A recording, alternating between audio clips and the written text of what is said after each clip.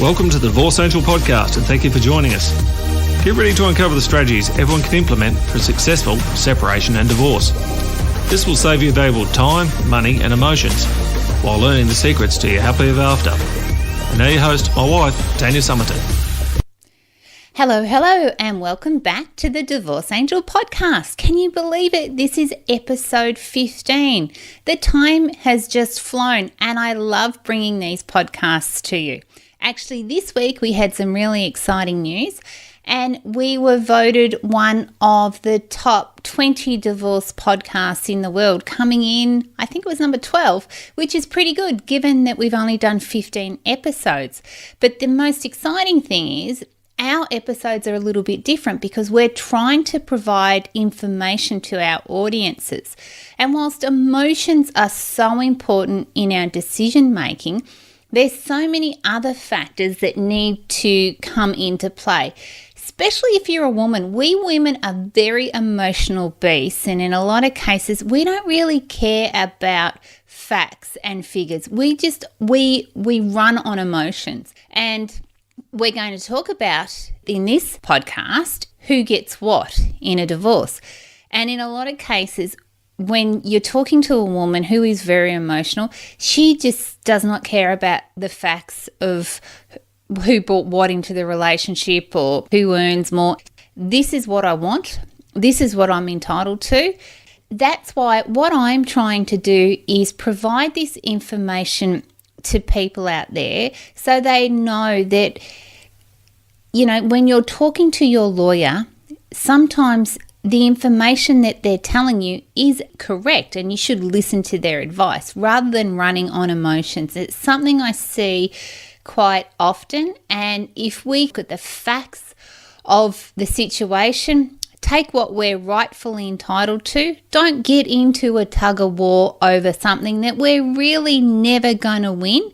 Why spend a fortune fighting for something that you're not going to get anyway, only because it makes you feel better in that moment? But then ultimately, in the long run, you look back and go, wow, I shouldn't have done that. I should have done something different.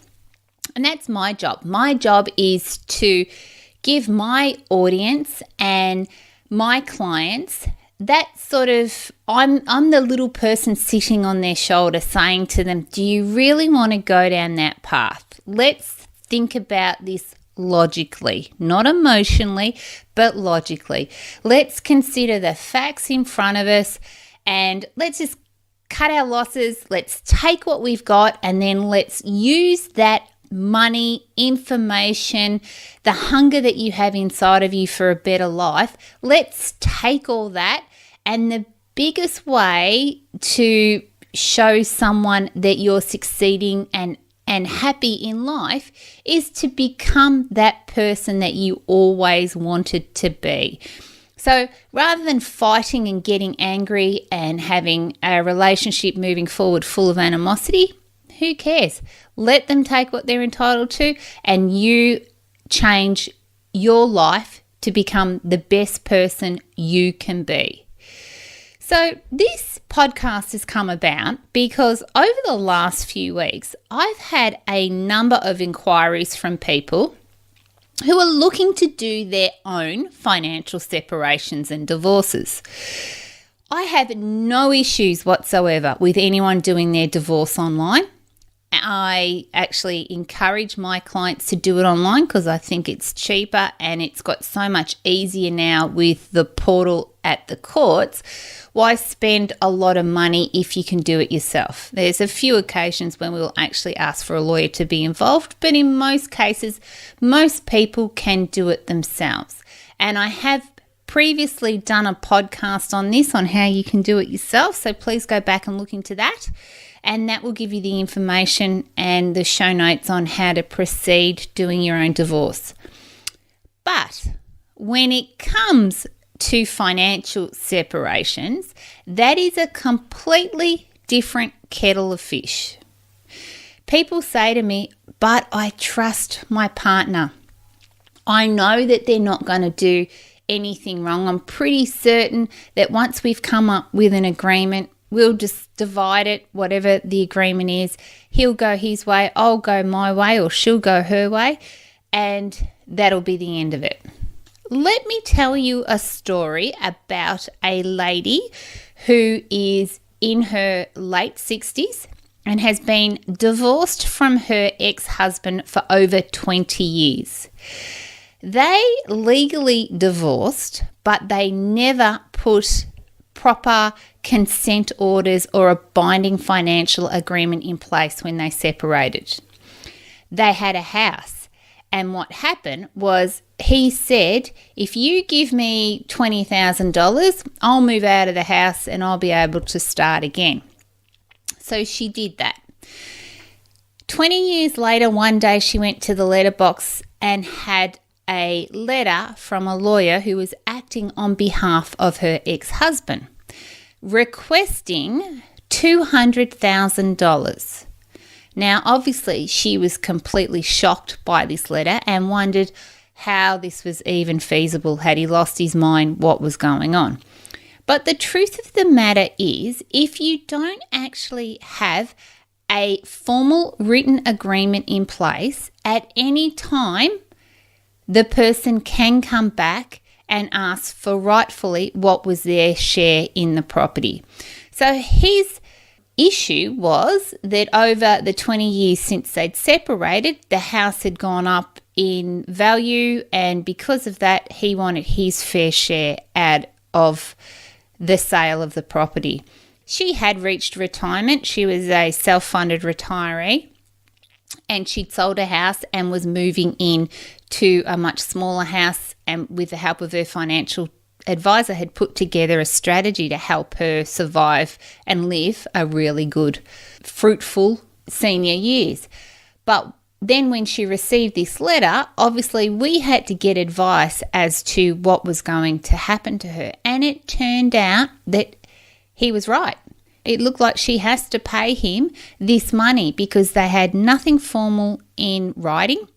They went back over some of their contributions and what had brought in. And can you imagine how alarming this would be for her? She thought everything was going to plan and getting excited about an upcoming cruise. And here she is all of a sudden having to find this money.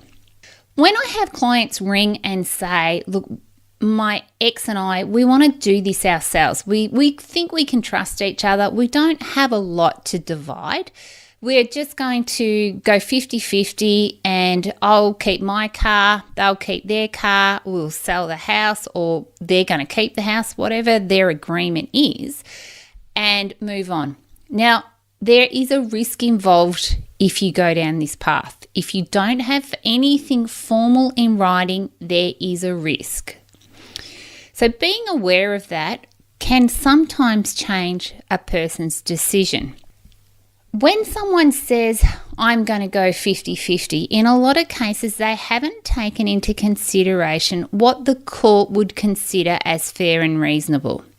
They haven't considered things like the debt that is associated, and I don't mean the mortgage on the house, I mean other debts such as vehicle loans or credit cards or personal loans or family loans. It could be school fees that are outstanding, it could be business loans, anything. Now, in a lot of cases when you go through a lawyer, that information will all be sorted out. So when you finally get all of that debt sorted out, you're able to start afresh. And you're able to start from a position where you have no debt or everything has been addressed. And the interesting thing about research has shown that when you go through a divorce, it can take up to 5 years after that divorce to finally get back on your feet financially. So 5 years is such a long period of time if you don't get rightfully what you're entitled to, and if you do it just you and your ex. Let's get into some of the factors of what we need to address in an asset split. And for some of my listeners overseas, superannuation which we call it here in Australia, which is the fund that we use for our retirement. Or like I said, this lady that was in her 60s, she was a self-funded retiree, and she was able to do that through the contributions that she'd made to her super fund. In the US, you would call it a 401k. Now, when these people are ringing me and talking about we're just going to sort it out ourselves, they don't take into considerations the super and what needs to be divided there. They just think that's okay, we're going to keep my share and she'll keep her share. And sometimes that's just not fair. With the help of one of my army of angels, or one of my lawyers on my panel, she's helped me put together this list of contributions and how the court looks at it. I want to make something very clear right now. This is a warning. Please remember that what I'm about to say is general advice. I am not a lawyer. I don't pretend to be a lawyer, and I refer all of my clients to lawyers. So you must seek the appropriate advice for your specific situation from a person who is qualified to give you that information. So in other words, don't listen to girlfriends, don't listen to other people, colleagues or whatever. Get the advice from the experts and the people that deal with this day in, day out. And you can do that in a lot of cases from a free consultation. So if you and your partner are going to go down the track of trying to sort it out yourself, make sure that you have some idea as to the assets and the liabilities and what you are entitled to given the situation pertaining to you. When a lawyer works out or has some idea of what you're entitled to, they do this by an equation. And it's pretty much just a mathematical equation and a weighing on, certain factors as to what someone's bought into a relationship, or someone's bought some debt, someone's bought some money, whatever. They weigh all that up, and they pretty much, as soon as they meet you, they'll ask you a few questions, and those questions straight away will be normally enough to understand exactly what you are entitled to.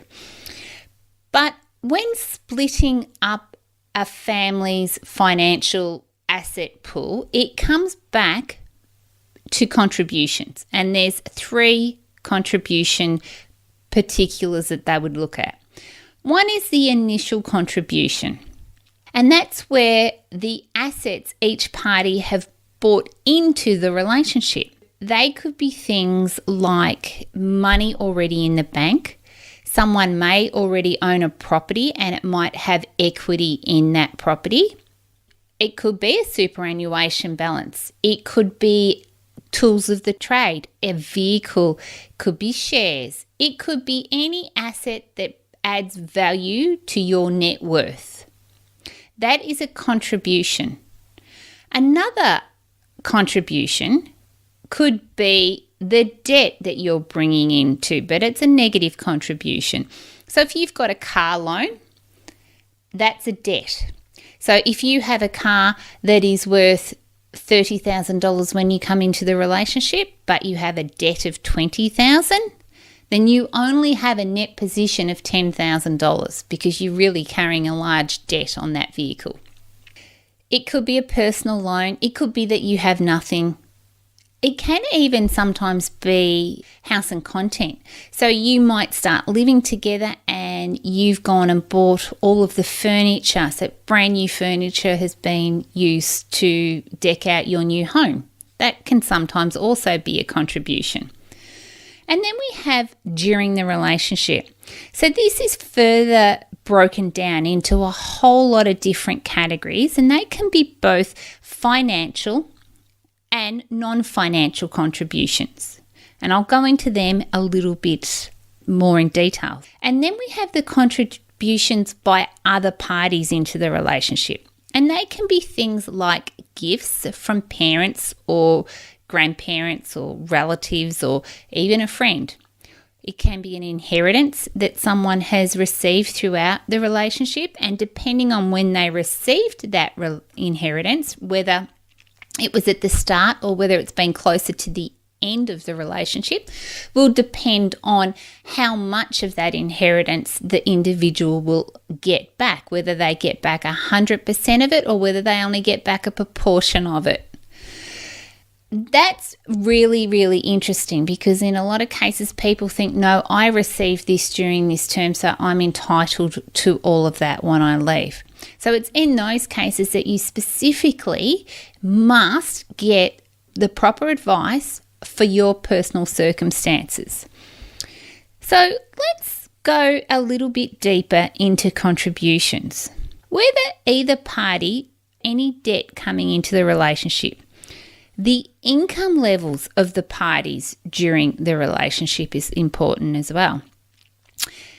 Periods of unemployment, either through choice, so you've chosen not to go to work because you'd prefer to sit at home and play a computer game, whatever the case may be. But I have had a client that said her husband just wanted to get to a certain level, so he quit his job.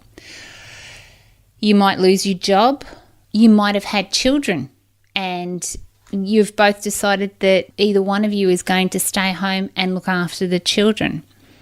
That's also a contribution, but a non-financial one.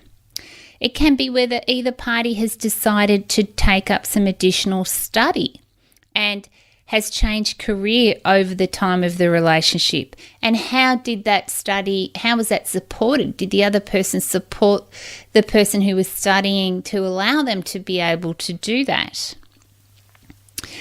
Then there's whether either party travel for work or not. Do you travel overseas for your job? And if so, how long does that keep you away from your family? And does that mean that the other party has to take on the majority of the chores and running the children around? All of those things have a weighing as well. And then who was the homemaker or the primary carer of the children? Who undertook the outside chores and made other non-financial matters such as planning holidays and social activities? Did one of you take on that as a primary role? Was there a person that gifted you some money? Did either one of you get a redundancy, win Tats Lotto, or have a windfall at some stage that helped pay down your mortgage or help buy you a property or allowed you to go on a holiday? All of those things are also things that are looked at from contributions. And then who paid the mortgage and helped maintain the assets around the home?